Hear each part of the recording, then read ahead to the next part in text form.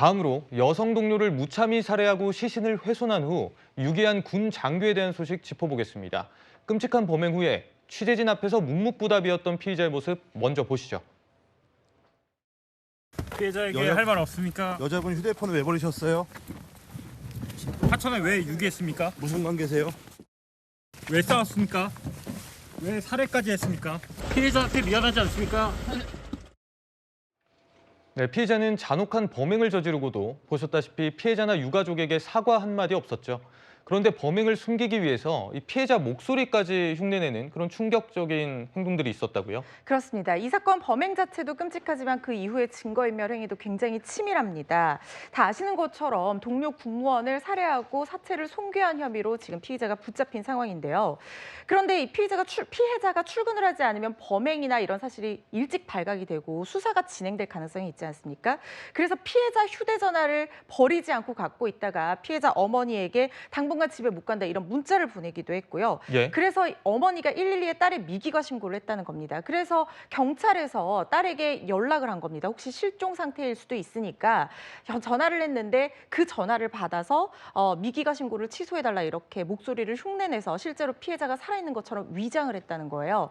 그래서 수사기관에서 일단 대면을 해야 된다라고 하니까 어머니가 혹시 딸의 직장에 뭔가 불이익이 갈까 봐 우려해서 미기가 신고를 취소해서 결국에는 시신이 발견될 때까지 수사가 지연되고 혼란을 초래한 것이 사실인 것으로 보입니다.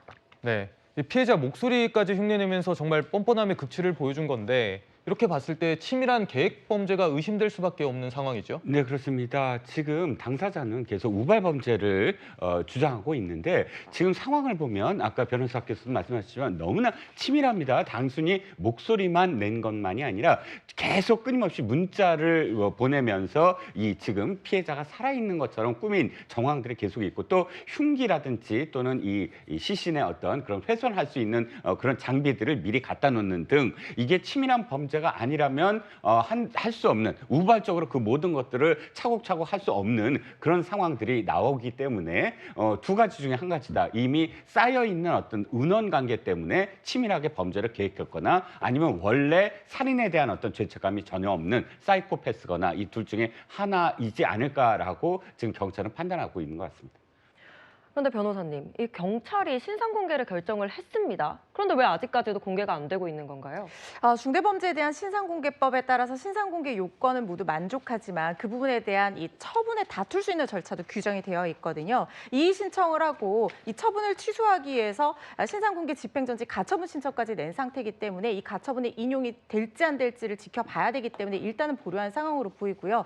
이후에 신상이 공개될지도 이 가처분이나 본안 소송에 따라서 달라질 여지가 있기 때문에 이 부분은 끝까지 재판 결과 좀 지켜봐야 될 것 같습니다.